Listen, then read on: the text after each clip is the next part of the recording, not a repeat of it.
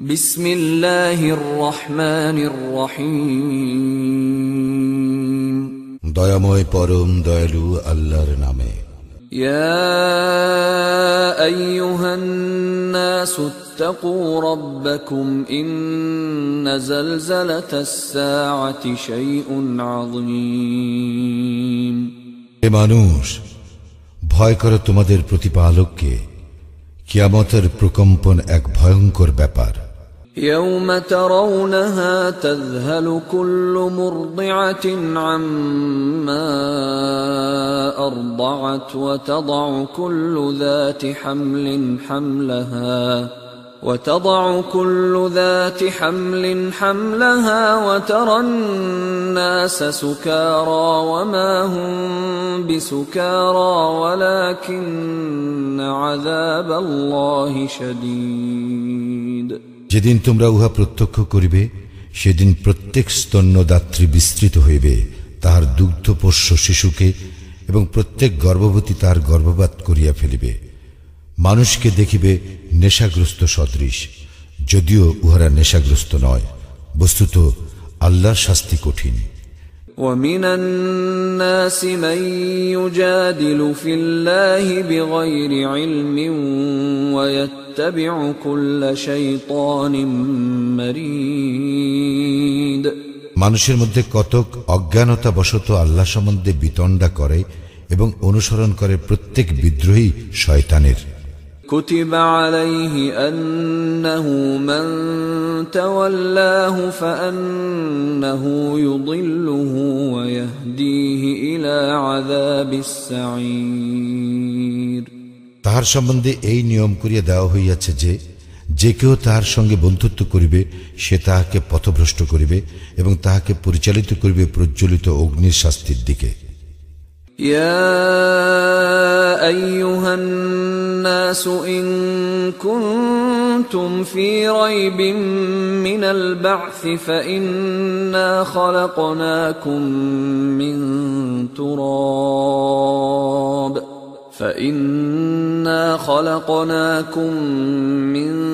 تراب ثم من نطفة ثم من علقة ثم من مضغة مخلقة وغير مخلقة لنبين لكم ونقر في الأرحام ما نشاء إلى أجل مسمى ثم نخرجكم طفلا ثم لتبلغوا أشدكم ومنكم من يتوفى ومنكم من يرد إلى أرذل العمر لكي لا يعلم من بعد علم شيئا وترى الأرض هامدة فإذا أنزلنا عليها الماء اهتزت وربت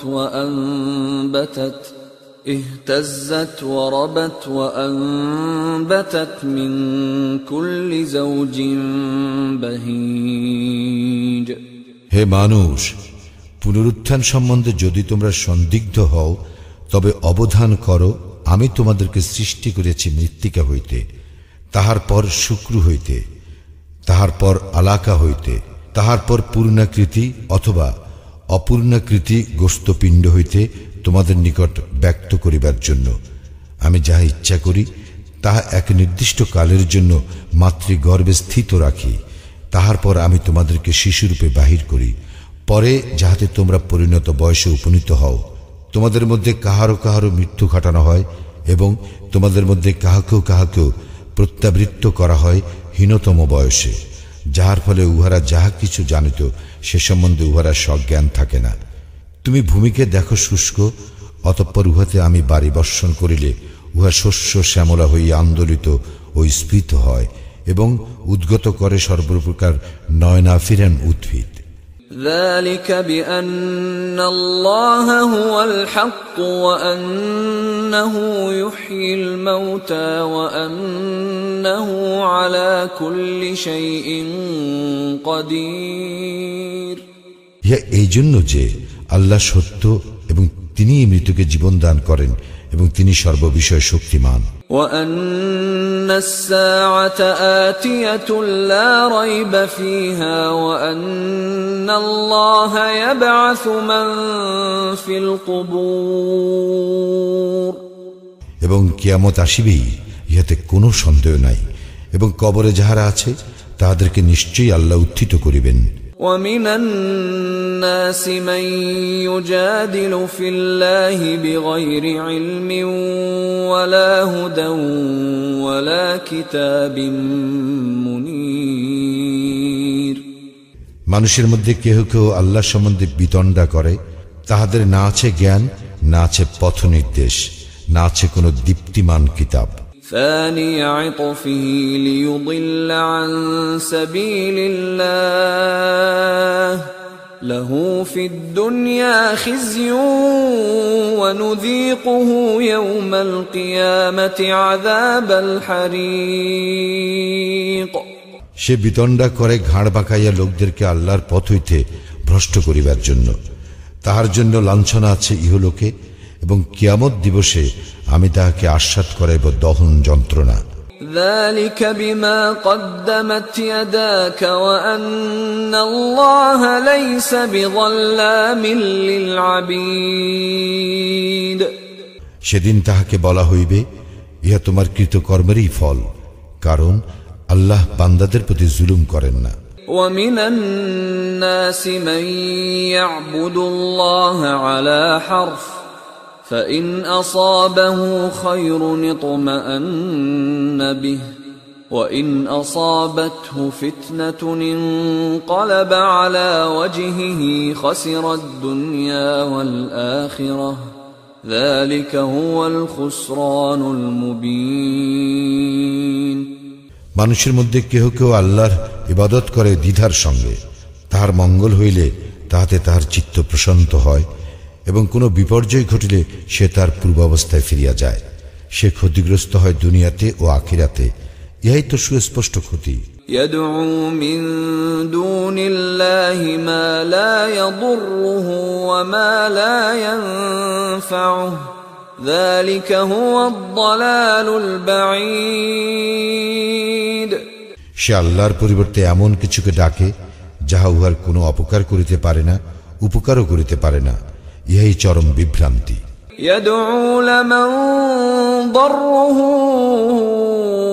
أقرب من نفعه لبئس المولى ولبئس العشير। সে ডাকে এমন কিছুকে যাহার ক্ষতি উহার উপকার অপেক্ষা নিকটতর। কত নিকৃষ্ট এই অভিভাবক এবং কত নিকৃষ্ট এই সহচর। إن الله يدخل الذين آمنوا وعملوا الصالحات جنات تجري من تحتها الأنهار إن الله يفعل ما يريد। যাহারা ঈমান আনে ও সৎকর্ম করে, আল্লাহ অবশ্যই তাহাদেরকে দাখিল করিবেন জান্নাতে, যাহার নিম্নদেশে নদী প্রবাহিত। আল্লাহ যাহা ইচ্ছা তাহাই করেন। من كان يظن أن لن ينصره الله في الدنيا والآخرة فليمدد بسبب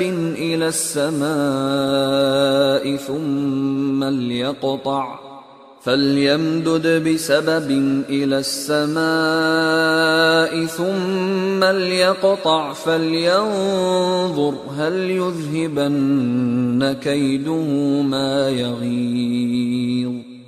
যে কেউ মনে করে আল্লাহ তাহাকে কখনোই দুনিয়া ও আখিরাতে সাহায্য করিবেন না, সে আকাশের দিকে একটি রজ্জু বিলম্বিত করুক, পরে উহা বিচ্ছিন্ন করুক, অতঃপর দেখুক তাহার প্রচেষ্টা তাহার আক্রোশের হেতু দূর করে কিনা।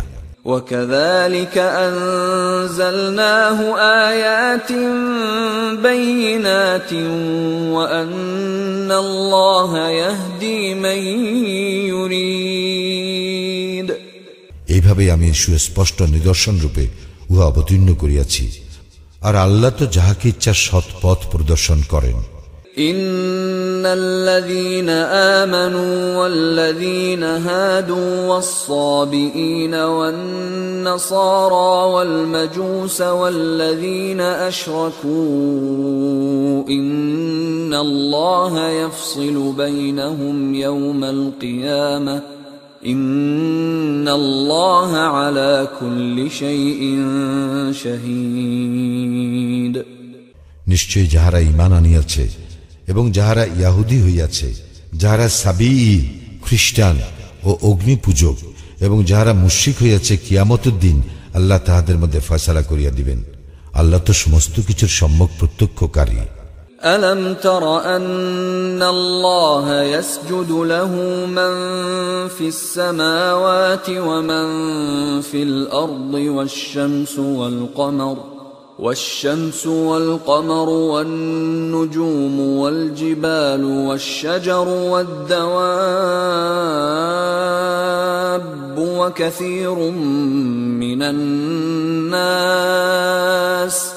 وكثير حق عليه العذاب ومن يهن الله فما له من مكرم إن الله يفعل ما يشاء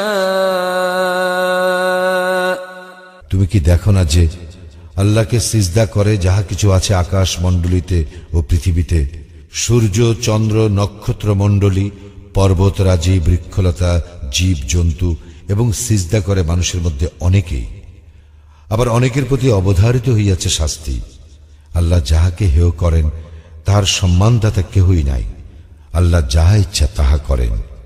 هذان خصمان اختصموا في ربهم فالذين كفروا قطعت لهم ثياب من نار يصب من فوق رؤوسهم الحميم ইহারা দুইটি বিবদমান পক্ষ।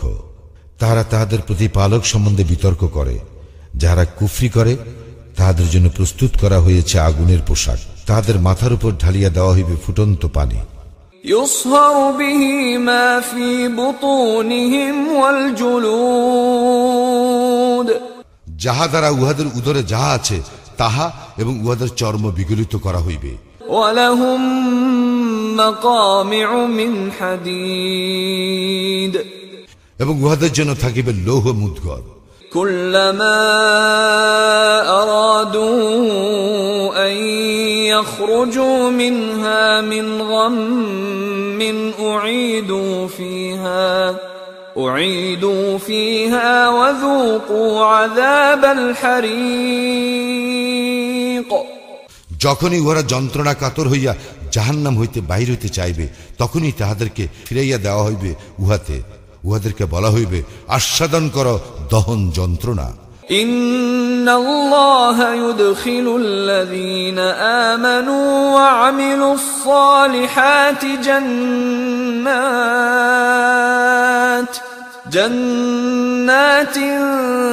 تجري من تحتها الأنهار يحلون فيها من أساور من ذهب ولؤلؤا ولباسهم فيها حرير যাহারা ঈমান আনে ও সৎকর্ম করে আল্লাহ তাহাদেরকে দাখিল করিবেন জান্নাতে, যাহার পাদদেশে নদী প্রবাহিত। সেখানে তাহাদেরকে অলঙ্কৃত করা হইবে স্বর্ণ কঙ্কন ও মুক্তা দ্বারা, এবং সেখানে তাহাদের পোশাক পরিচ্ছদ হইবে রেশমের। وهدوا إلى الطيب من القول وهدوا إلى صراط الحميد তাহাদেরকে পবিত্র বাক্যের অনুগামী করা হইয়াছিল এবং তাহারা পরিচালিত হইয়াছিল পরম প্রশংসাভাজন আল্লাহর পথে।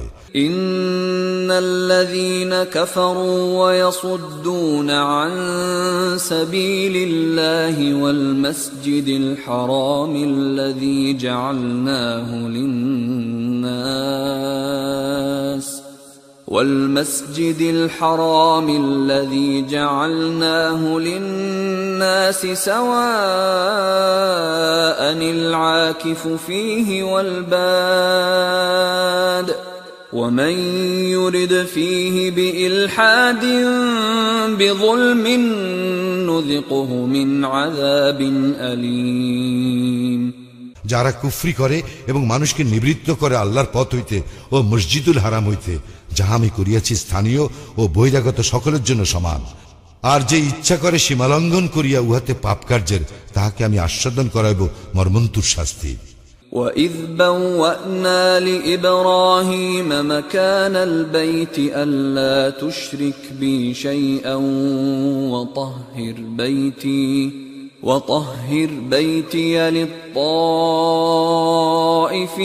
والقائمين والركع السجود এবং স্মরণ করো যখন আমি ইব্রাহিমের জন্য নির্ধারণ করিয়া দিয়াছিলাম সেই গৃহের স্থান, তখন বলিয়াছিলাম আমার সঙ্গে কোনো শরীক স্থির করিও না এবং আমার গৃহকে পবিত্র রাখিও তাহাদের জন্য যারা তাওয়াফ করে এবং যারা সালাতে দাঁড়ায়, রুকু করে ও সিজদা করে।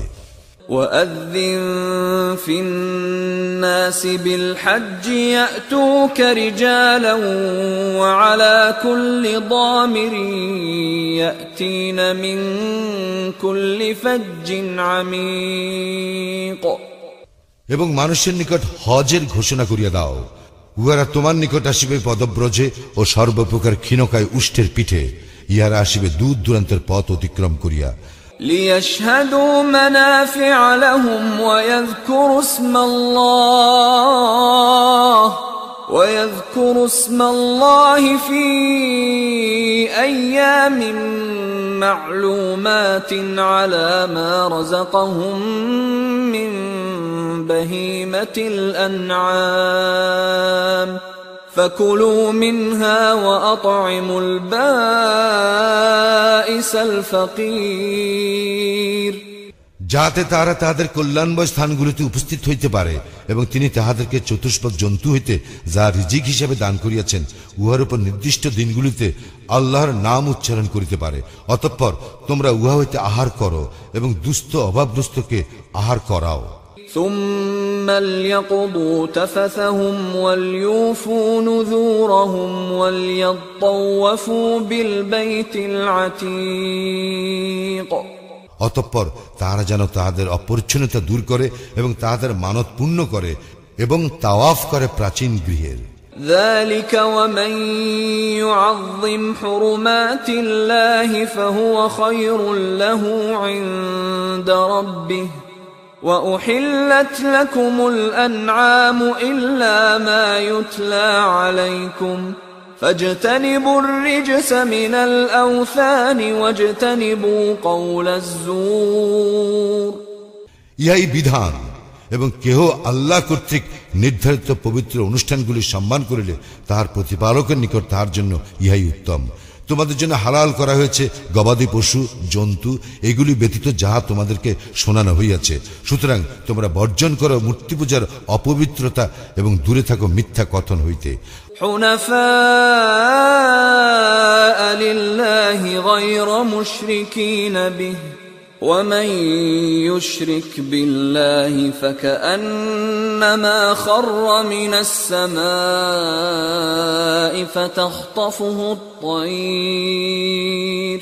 فتخطفه الطير أو تهوي به الريح في مكان سحيق আল্লাহর প্রতি একনিষ্ঠ হইয়া এবং তাহার কোন শরিক না করিয়া, এবং যে কেউ আল্লাহর শরিক করে সে যেন আকাশ হইতে পড়িল, অতঃপর পাখি তাহাকে ছো মারিয়া লইয়া গেল, কিংবা বায়ু তাকে উড়াইয়া লইয়া গিয়া এক দূরবর্তী স্থানে নিক্ষেপ করিল। ذلك ومن يعظم شعائر الله فإنها من تقوى القلوب ইহাই আল্লাহর বিধান, এবং কেহ আল্লাহর নিদর্শনাবলীকে সম্মান করিলে ইহা তো তাহার হৃদয়ের তাকওয়া সঞ্জাত। لكم فيها منافع إلى أجل مسمى ثم محلها إلى البيت العتيق এই সমস্ত আনামে তোমাদের জন্য নানাবিধ উপকার রয়েছে এক নির্দিষ্ট কালের জন্য, অতঃপর উহাদের কুরবানির স্থান প্রাচীন গৃহের নিকট। ولكل أمة جعلنا منسكا ليذكروا اسم الله على ما رزقهم من بهيمة الأنعام فإلهكم إله واحد فله أسلموا وبشر المخبتين আমি প্রত্যেক সম্প্রদায়ের জন্য কুরবানির নিয়ম করিয়ে দিয়েছি। তিনি তাহাদেরকে জীবন উপকরণ স্বরূপ যে সকল চতুষ্পদ জন্তু দিয়েছেন সেগুলোর উপর যেন তাহারা আল্লাহর নাম উচ্চারণ করে। তোমাদের ইলাহ এক ইলাহ, সুতরাং তাহার নিকট আত্মসমর্পণ করো এবং সুসংবাদ দাও বিনীতগণকে। الذين إذا ذكر الله وجلت قلوبهم والصابرين على ما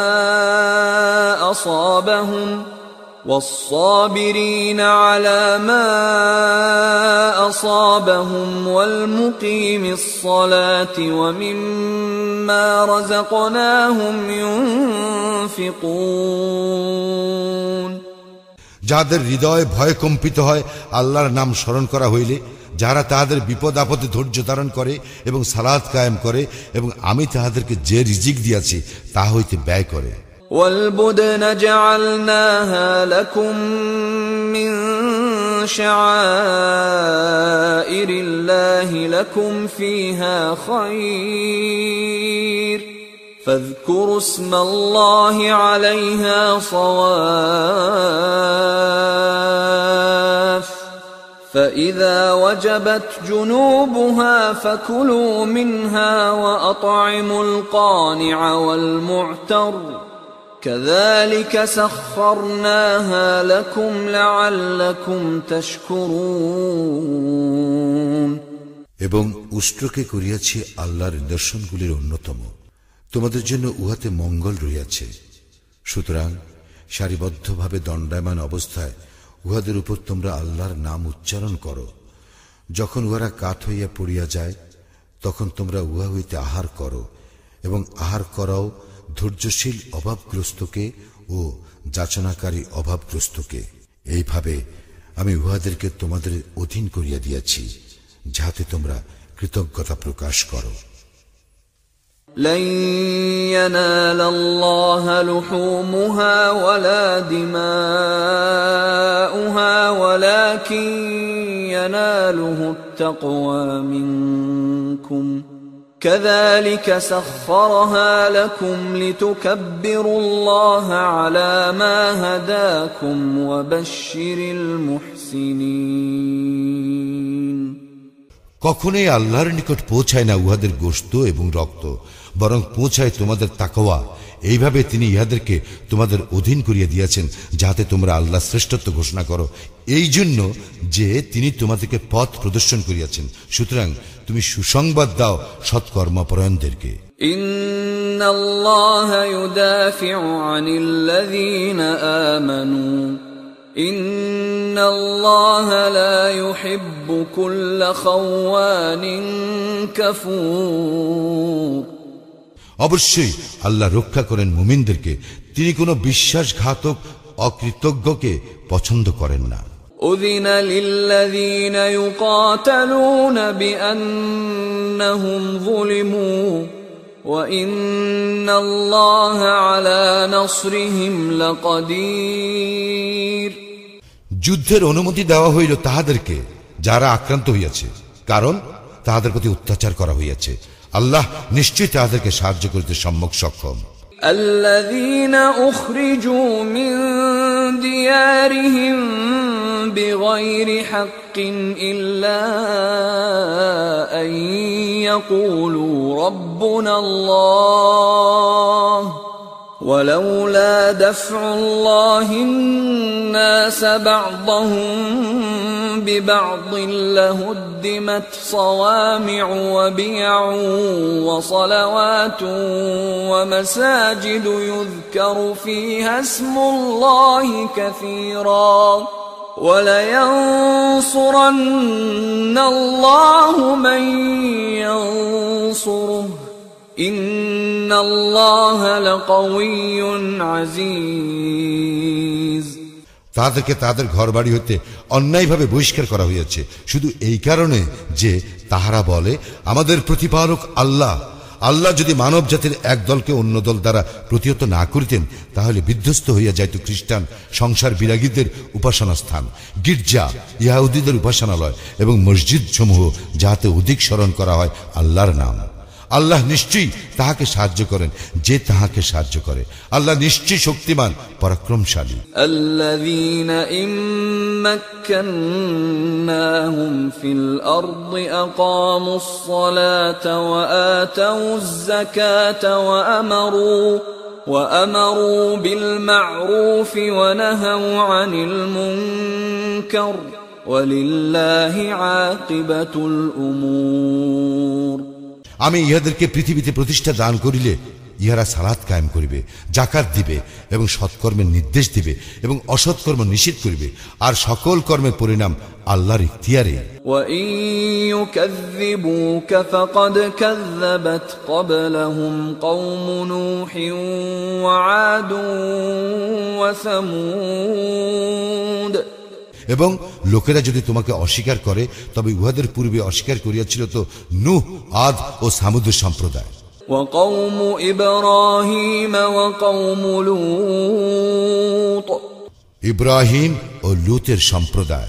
وَأَصْحَابُ مَدْيَنَ وَكُذِّبَ مُوسَى فَأَمْلَيْتُ لِلْكَافِرِينَ ثُمَّ أَخَذْتُهُمْ فَكَيْفَ كَانَ نَكِيرِ। এবং মাদিয়ানবাসীরা আর অস্বীকার করা হইয়াছিল মুসাকেও। আমি কাফিরদেরকে অবকাশ দিয়াছিলাম, অতঃপর তাহাদেরকে শাস্তি দিয়াছিলাম। অতএব কেমন ছিল শাস্তি?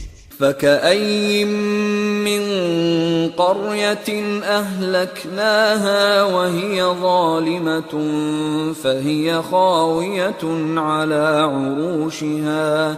فهي خاوية على عروشها وبئر معطلة وقصر مشيد। আমি ধ্বংস করিয়াছি কত জনপদ যেগুলির বাসিন্দা ছিল জালিম। এইসব জনপদ তাহাদের ঘরের ছাদসহ ধ্বংসস্তূপে পরিণত হইয়াছিল এবং কত কূপ পরিত্যক্ত হইয়াছিল ও কত সুদৃঢ় প্রাসাদ। أفلم يسيروا في الأرض فتكون لهم قلوب يعقلون بها أو آذان يسمعون بها فإنها لا تعمى الأبصار ولكن تعمى القلوب التي في الصدور। তারা কি দেশ ভ্রমণ করে নাই? তাহলে তাহারা জ্ঞান বুদ্ধি সম্পন্ন হৃদয় ও শ্রুতি শক্তি সম্পন্ন শ্রবণের অধিকারী হইতে পারিত। বস্তুত চক্ষু তো অন্ধ নয়, বরং অন্ধ হইতেছে বক্ষস্থিত হৃদয়। وَيَسْتَعْجِلُونَكَ بِالْعَذَابِ وَلَنْ يُخْلِفَ اللَّهُ وَعْدَهُ وَإِنَّ يَوْمًا عِندَ رَبِّكَ كَأَلْفِ سَنَةٍ مِّمَّا تَعُدُّونَ। তাহারা তোমাকে শাস্তি ত্বরান্বিত করিতে বলে, অথচ আল্লাহ তাহার প্রতিশ্রুতি কখনো ভঙ্গ করেন না। তোমার প্রতিপালকের নিকট একদিন তোমাদের গণনার সহস্র বৎসরের সমান। وَكَأَيِّن مِّن قَرْيَةٍ أَمْلَيْتُ لَهَا وَهِيَ ظَالِمَةٌ ثُمَّ أَخَذْتُهَا وَإِلَيَّ الْمَصِيرُ। এবং আমি অবকাশ দিয়াছি কত জনপদকে যখন উহারা ছিল জালিম, অতঃপর উহাদেরকে শাস্তি দিয়াছি এবং প্রত্যাবর্তন আমারই নিকট। قل يا أيها الناس إنما أنا لكم نذير مبين বলো হে মানুষ, আমি তো তোমাদের জন্য এক স্পষ্ট সতর্ককারী। فالذين آمنوا وعملوا الصالحات لهم مغفرة ورزق كريم। সুতরাং যারা ঈমান আনে ও সৎকর্ম করে তাদের জন্য আছে ক্ষমা ও সম্মানজনক জীবিকা। والذين سعوا في آياتنا معاجزين أولئك أصحاب الجحيم। এবং যাহারা আমার আয়াতকে ব্যর্থ করিবার চেষ্টা করে তাহারাই হইবে জাহান্নামের অধিবাসী। وما أرسلنا من قبلك من رسول ولا نبي إلا إذا تمنى ألقى الشيطان في أمنيته فينسخ الله ما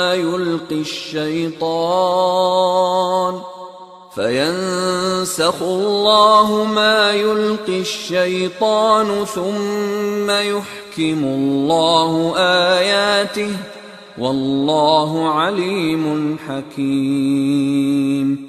আমি তোমার পূর্বে যে সমস্ত রাসূল কিংবা নবী প্রেরণ করিয়াছি তাহাদের কেহ যখনই কিছু আকাঙ্ক্ষা করিয়াছে তখনই শয়তান তাহার আকাঙ্ক্ষায় কিছু প্রক্ষিপ্ত করিয়াছে, কিন্তু শয়তান যাহা প্রক্ষিপ্ত করে আল্লাহ তাহা বিদ্রুত করেন। অতঃপর আল্লাহ তাহার আয়াতসমূহকে সুপ্রতিষ্ঠিত করেন এবং আল্লাহ সর্বজ্ঞ প্রজ্ঞাময়। ليجعل ما يلقي الشيطان فتنة للذين في قلوبهم مرض والقاسية قلوبهم وإن الظالمين لفي شقاق بعيد। ইহা এই জন্য যে শয়তান যাহা প্রক্ষিপ্ত করে তিনি উহাকে পরীক্ষা স্বরূপ করেন তাহাদের জন্য যাহাদের অন্তরে ব্যাধি রইয়াছে ও যাহারা পাষাণ হৃদয়, নিশ্চয়ই জালিমরা দুস্তর মতভেদে রহিয়াছে। وَلِيَعْلَمَ الَّذِينَ أُوتُوا الْعِلْمَ أَنَّهُ الْحَقُّ مِنْ رَبِّكَ فَيُؤْمِنُوا بِهِ فَتُخْبِتَ لَهُ قُلُوبُهُمْ وَإِنَّ اللَّهَ لَهَادِ الَّذِينَ آمَنُوا إِلَى صِرَاطٍ مُسْتَقِيمٍ। এবং এই জন্য যে যাহাদেরকে জ্ঞান দেওয়া হয়েছে তাহারা যেন জানিতে পারে যে ইহা তোমার প্রতিপালকের নিকট হইতে প্রেরিত সত্য, অতঃপর তাহারা যেন উহাতে বিশ্বাস স্থাপন করে এবং তাহাদের অন্তর যেন উহার প্রতি অনুগত হয়। যাহারা ঈমান আনিয়াছে তাহাদেরকে অবশ্যই আল্লাহ সরল পথে পরিচালিত করেন। ولا يزال الذين كفروا في مرية منه حتى تأتيهم الساعة بغتة أو يأتيهم عذاب يوم عقيم। যাহারা কুফরি করিয়াছে তাহারা উহাতে সন্দেহ পোষণ হইতে বিরত হইবে না যতক্ষণ না উহাদের নিকট কিয়ামত আসিয়া পড়িবে আকস্মিক ভাবে, অথবা আসিয়া পড়িবে এক বন্ধা দিনের শাস্তি। আল মুলকু ইয়াওমাইযিন লিল্লাহি ইয়াহকুমু বাইনাহুম فالذين آمنوا وعملوا الصالحات في جنات النعيم। সেদিন আল্লাহরই আধিপত্য, তিনি তাহাদের বিচার করিবেন। সুতরাং যাহারা ঈমান আনে ও সৎকর্ম করে তাহারা অবস্থান করিবে সুখদ কাননে। والذين كفروا وكذبوا بآياتنا فأولئك لهم عذاب مهين। আর যাহারা কুফরি করে ও আমার আয়াতসমূহকে অস্বীকার করে তাহাদেরই জন্য রহিয়াছে লাঞ্ছনাদায়ক শাস্তি। والذين هاجروا في سبيل الله ثم قتلوا أو ماتوا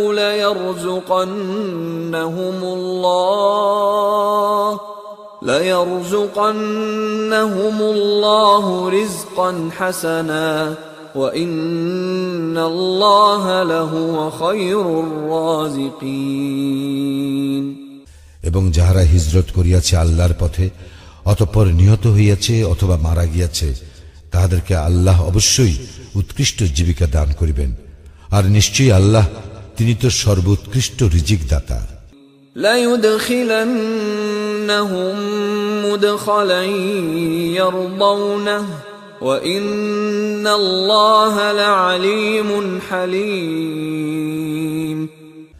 তিনি তাহাদেরকে অবশ্যই এমন স্থানে দাখিল করিবেন যাহা তাহারা পছন্দ করিবে এবং আল্লাহ তো সম্যক প্রজ্ঞাময় পরম সহনশীল ذلك ومن عاقب بمثل ما عوقب به ثم بغي عليه لينصرنه الله إن الله لعفو غفور ইহাই হইয়া থাকে কোন ব্যক্তি নিবৃত্ত হইয়া তুল্য প্রতিশোধ গ্রহণ করিলে ও পুনরায় সে অত্যাচারিত হইলে আল্লাহ তাহাকে অবশ্যই সাহায্য করিবেন আল্লাহ নিশ্চয়ই পাপ মোচনকারী ক্ষমাশীল ذلك بأن الله يولج الليل في النهار ويولج النهار في الليل وأن الله سميع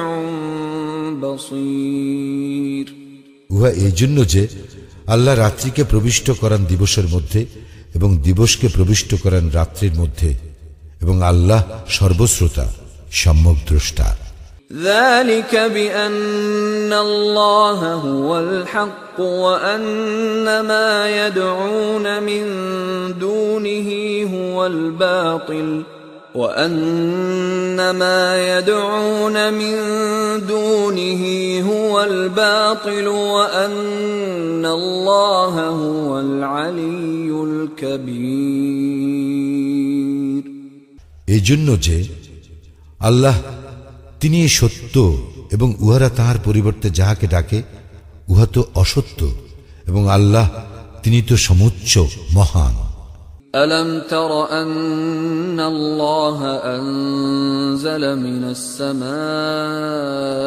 ماء فتصبح الأرض مخضرة إن الله لطيف خبير তুমি কি লক্ষ্য করো না যে আল্লাহ বারি বর্ষণ করেন আকাশ হইতে যাহাতে সবুজ শ্যামল হইয়া উঠে পৃথিবী নিশ্চয় আল্লাহ সম্যক সূক্ষ্মদর্শী পরিজ্ঞাত له ما في السماوات وما في الأرض وإن الله لهو الغني الحميد আকাশ মণ্ডলীয় পৃথিবীতে যাহা কিছু আছে তাহা তাঁরই এবং আল্লাহ তিনি তো অভাব মুক্ত প্রশংসার্হ ألم تر أن الله سخر لكم ما في الأرض والفلك تجري في البحر بأمره ويمسك السماء أن تقع على الأرض إلا بإذنه إن الله بالناس لرؤوف رحيم তুমি কি লক্ষ্য করো না যে আল্লাহ তোমাদের কল্যাণে নিয়োজিত করিয়াছেন পৃথিবীতে যাহা কিছু আছে তৎসমুদয়কে এবং তাহার নির্দেশে সমুদ্রে বিচরণশীল নৌযান সমূহকে আর তিনি আকাশকে স্থির রাখেন যাহাতে উহা পতিত না হয় পৃথিবীর উপর তাহার অনুমতি ব্যতীত আল্লাহ নিশ্চয়ই মানুষের প্রতি দয়াদ্র পরম দয়ালু وهو الذي أحياكم ثم يميتكم ثم يحييكم إن الإنسان لكفور এবং তিনি তোমাদেরকে জীবন দান করিয়াছেন অতঃপর তিনি তোমাদের মৃত্যু ঘটাইবেন পুনরায় তোমাদেরকে জীবন দান করিবেন মানুষ তো অতিমাত্রায় অকৃতজ্ঞ لكل أمة جعلنا منسكا هم ناسكوه فلا ينازعنك يفتنونك في الأمر وادع إلى ربك إنك لعلى هدى مستقيم আমি প্রত্যেক সম্প্রদায়ের জন্য নির্ধারিত করিয়া দিয়েছি ইবাদত পদ্ধতি যাহা উহারা অনুসরণ করে, সুতরাং উহারা যেন তোমার সঙ্গে বিতর্ক না করে এই ব্যাপারে। তুমি উহাদেরকে তোমার প্রতিপালকের দিকে আহ্বান করো, তুমি তো সরল পথেই প্রতিষ্ঠিত। وَإِن جَادَلُوكَ فَقُلِ اللَّهُ أَعْلَمُ بِمَا تَعْمَلُونَ উহারা যদি তোমার সঙ্গে বিতণ্ডা করে তবে বলিও, তোমরা যাহা করো সে সম্বন্ধে আল্লাহ সম্যক অবহিত। الله يحكم بينكم يوم القيامة فيما كنتم فيه تختلفون তোমরা যে বিষয়ে মতভেদ করিতেছ আল্লাহ কিয়ামতের দিন সে বিষয়ে তোমাদের মধ্যে বিচার মীমাংসা করিয়া দিবেন। ألم تعلم أن الله يعلم ما في السماء والأرض إن ذلك في كتاب إن ذلك على الله يسير তুমি কি জানো না যে আকাশ ও পৃথিবীতে যাহা কিছু রহিয়াছে আল্লাহ তাহা জানেন, এই সকলই আছে এক কিতাবে, নিশ্চয়ই আল্লাহর নিকট সহজ। ويعبدون من دون الله ما لم ينزل به سلطانا وما ليس لهم به علم وما للظالمين من نصير এবং উহারা ইবাদত করে আল্লাহর পরিবর্তে এমন কিছুর যাহার সম্পর্কে তিনি কোনো দলিল প্রেরণ করেন নাই এবং যাহার সম্বন্ধে তাহাদের কোনো জ্ঞান নাই, আর জালিমদের কোনো সাহায্যকারী নাই। وَإِذَا تُتْلَى عَلَيْهِمْ آيَاتُنَا بَيِّنَاتٍ تَعْرِفُ فِي وُجُوهِ الَّذِينَ كَفَرُوا الْمُنكَرَ يَكَادُونَ يَسْطُونَ بِالَّذِينَ يَتْلُونَ عَلَيْهِمْ آيَاتِنَا قُلْ أَفَأُنَبِّئُكُم بِشَرٍّ مِّن ذَلِكُمْ النَّارُ وَعَدَهَا اللَّهُ الَّذِينَ كَفَرُوا وَبِئْسَ الْمَصِيرُ এবং উহাদের নিকট আমার সুস্পষ্ট আয়াতসমূহ তিলাওয়াত করা হইলে তুমি কাফিরদের মুখমণ্ডলে অসন্তোষ লক্ষ্য করিবে। যাহারা উহাদের নিকট আমার আয়াত তিলাওয়াত করে তাহাদেরকে উহারা আক্রমণ করিতে উদ্যত হয়। বলো, তবে কি আমি তোমাদেরকে ইহা অপেক্ষা মন্দ কিছুর সংবাদ দিব? ইহা আগুন। এ বিষয়ে আল্লাহ প্রতিশ্রুতি দিয়েছেন কাফিরদেরকে, এবং ইহা কত নিকৃষ্ট প্রত্যাবর্তন স্থল। يا أيها الناس ضرب مثل فاستمعوا له إن الذين تدعون من دون الله لن يخلقوا ذبابا ولو اجتمعوا له وَإِن يَسْلُبْهُمُ الذُّبَابُ شَيْئًا لَّا يَسْتَنقِذُوهُ مِنْهُ ضَعُفَ الطَّالِبُ وَالْمَطْلُوبُ হে মানুষ, একটি উপমা দেওয়া হইতেছে, মনোযোগ সহকারে উহা শ্রবণ করো। তোমরা আল্লাহর পরিবর্তে যাহাদেরকে ডাকো তাহারা তো কখনো একটি মাছিও সৃষ্টি করিতে পারিবে না। এই উদ্দেশ্যে তাহারা সকলে একত্র হইল, এবং মাছি যদি কিছু ছিনাইয়া লইয়া যায় তাহাদের নিকট হইতে ইহাও তাহারা উহার নিকট হইতে উদ্ধার করিতে পারিবে না। অন্বেষক ও অন্বেষিত কতই দুর্বল। মা কদরুল্লাহ হাক্ক কদরিহ ইন্নাল্লাহা লাকাওয়িয়্যুন আজিজ উহারা আল্লাহর যথোচিত মর্যাদা উপলব্ধি করে না। আল্লাহ নিশ্চয়ই ক্ষমতাবান, পরাক্রমশালী। আল্লাহু ইয়াসতাফি মিনাল মালাইকাতি রুসুলান ওয়া মিনান নাস ইন্নাল্লাহা সামিউন বাসীর।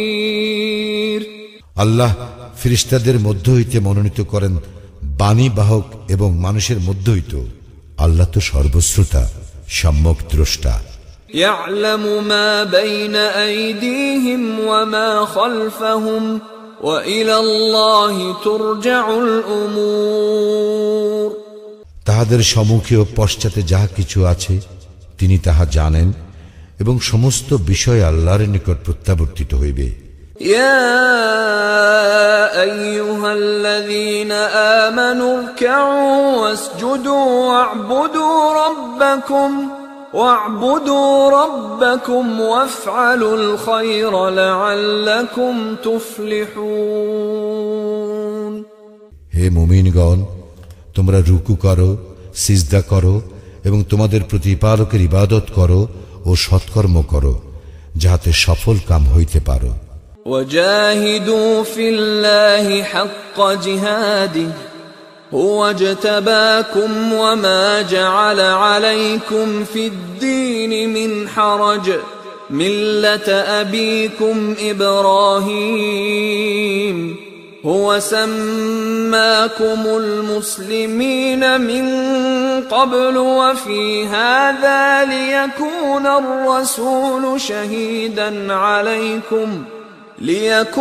الرسول شهيدا عليكم وتكونوا شهداء على الناس فأقيموا الصلاة وآتوا الزكاة واعتصموا بالله هو مولاكم فنعم المولى ونعم النصير। এবং জিহাদ করো আল্লাহর পথে, যেভাবে জিহাদ করা উচিত তিনি তোমাদেরকে মনোনীত করিয়াছেন। তিনি দ্বীনের ব্যাপারে তোমাদের উপর কোনো কঠোরতা আরোপ করেন নাই। ইহা তোমাদের পিতা ইব্রাহিমের মিল্লাত। তিনি পূর্বে তোমাদের নামকরণ করিয়াছেন মুসলিম, এবং এই কিতাবেও, যাহাতে রাসূল তোমাদের জন্য সাক্ষী স্বরূপ হয় এবং তোমরা সাক্ষী স্বরূপ হও মানব জাতির জন্য। সুতরাং তোমরা সালাত কায়েম করো, যাকাত দাও এবং আল্লাহকে অবলম্বন করো। তিনিই তোমাদের অভিভাবক, কত উত্তম অভিভাবক এবং কত উত্তম সাহায্যকারী তিনি।